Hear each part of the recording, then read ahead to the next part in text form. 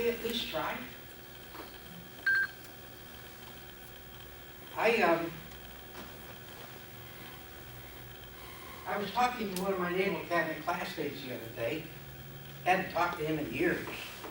And he finally, at the end of our conversation, after a couple hours, said to me, what in the world ever induced you to become a priest?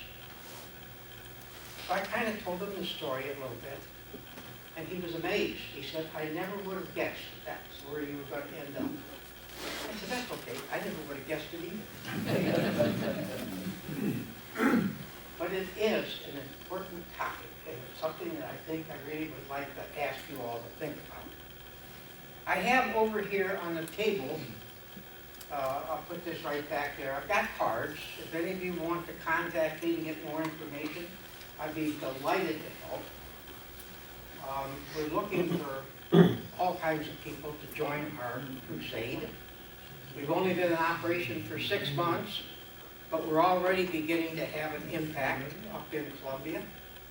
And I think that we've got some newspapers involved now, and Post and Courier, among others, and the state newspaper up in Columbia, so we're starting to.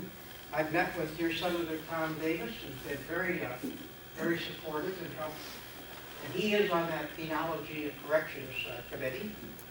I would really suggest that after you think about this, if you feel comfortable in doing it, please contact your state representative or state senators and tell them you think that you would like to have them really look at this issue, because it has an impact all across the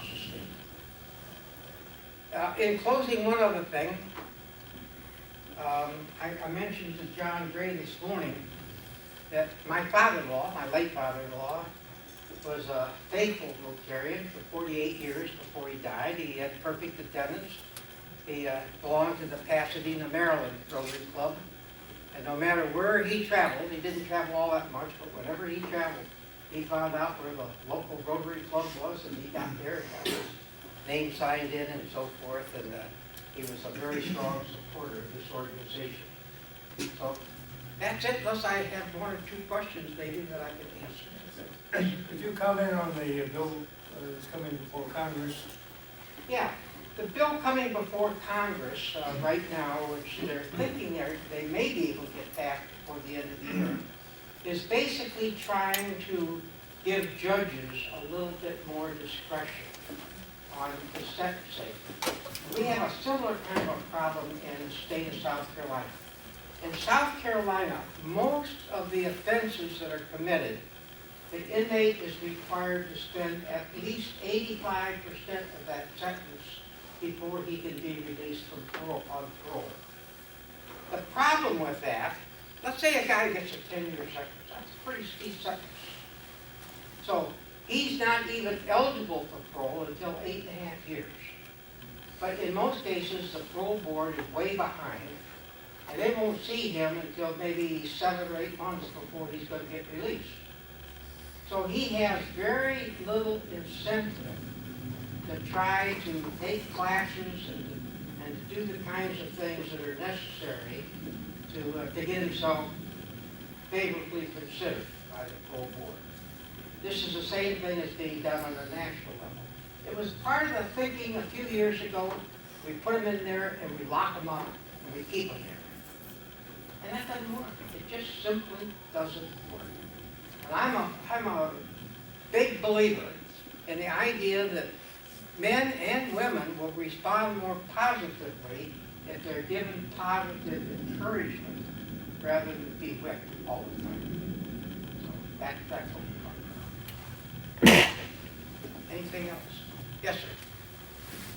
Sir, we've heard a lot of problems that exist, but what are the specific solutions that you are asking us to do for your ministry? Good. Let me suggest to you, we have a website which has got a lot of specific ideas. It's called South Carolina PrisonReform.org. And you can go on Google or any of those and it'll pull it up for you. If you have problems, pick up one of my cards and call me and I'll make sure you get on it. because it's got a lot of the background information and it's got a lot of specific recommendations that we think. Now here's a problem. The problem is that this system is so broken that one or two little patches is not going to solve it. It's got to take a broad approach, looking at all different aspects.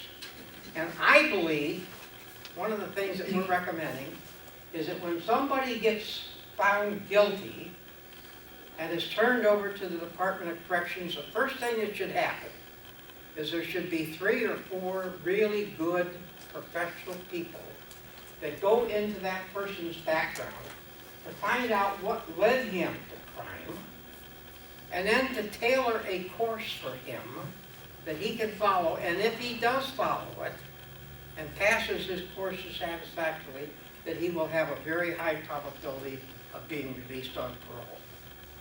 He would also have to maintain a good disciplinary record. But give him a positive incentive. If you do this, this is what we will do for you. Are there any states that are really doing it right? The one that seems to be doing it the best right at the moment is Texas. They've made some rather significant changes,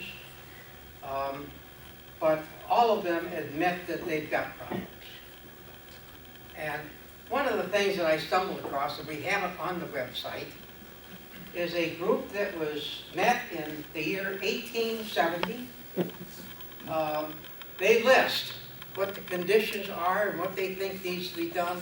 And I sat there and I looked at this. My gosh, it could have been written today.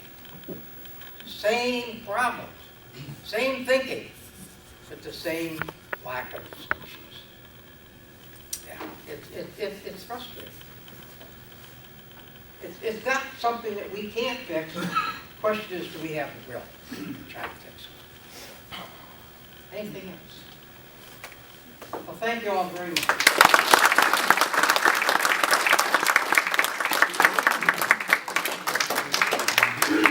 Thank you, Father Chuck. I got to say, that was a captivating and disturbing conversation, and I'm glad you brought it to us because it needs to be discussed. Thank you. I have a question for you. You had statistics. What percentage of the inmates are illiterate? Or what? Illiterate. Are illiterate. Over half of them. Many of the inmates have gone to second, third, fourth grades. Many of those who have graduated from high school can't read and write a sentence. How they get through school, I don't know. But when I ask them, they say, well, they just kept promoting me. Get me out of their class. So, yeah, it's sad. Yeah, it is indeed. What percentage is middle area? I can't answer that question because that gets into the privacy thing. But I know that at our institution, we had 1,300 inmates. And we probably had at least 150 or 200 that had mental health problems. And I say that because of the number of people that were involved with that. I think Father Chuck is going to stay around if you have any more questions, and he's got cards to pass out. And I'm really glad he brought this to our attention because it certainly is an important issue for our country and our state. All right, are you around to deal with things like raffles? Sure. That's not considered gambling. No, nobody wins. All right.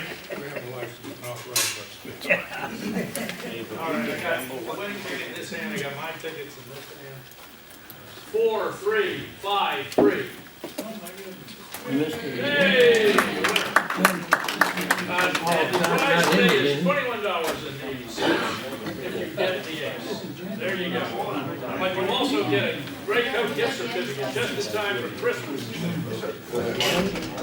Okay, Bernie, what's the date of the oyster roast? January 25. Okay. Fourth Friday night. Fourth Friday in January, the 25th of January, a month after Christmas. You all know it's a great evening. It's one of the best oyster roasts in the Low Country, we all know that. Let's support it. Christmas party next Thursday, no meeting next Thursday. Regular meeting on the 19th back at the church. All right, now, let's stand and report and recite the four-way test. I just want to make one clarification. I misspoke earlier. I do not have plenty of money after yesterday's market was upside down. I am in fact broke. I need to speak to you after the meeting. Yeah. Is it the truth? Is it the truth? No. Will be beneficial to all concerned. Chris Steele. Let us pray. Heavenly Father, thank you for this day of life and the joy of living in the beautiful South Carolina Low Country. We thank you for the blessing of Rotary Fellowship and the opportunity to break bread together today. We thank you for those who serve this country, especially strong and capable leaders like President George Herbert Walker Bush. We pray for his peace and eternal rest and comfort for his family and loved ones. We thank you also for the work that Father Chuck is doing and ask that you bless and multiply his efforts. As we go forward this week, help us to be mindful of Rotary's four-way test and the tenet of service above self. In Jesus' name, go Navy, beat Army. Amen.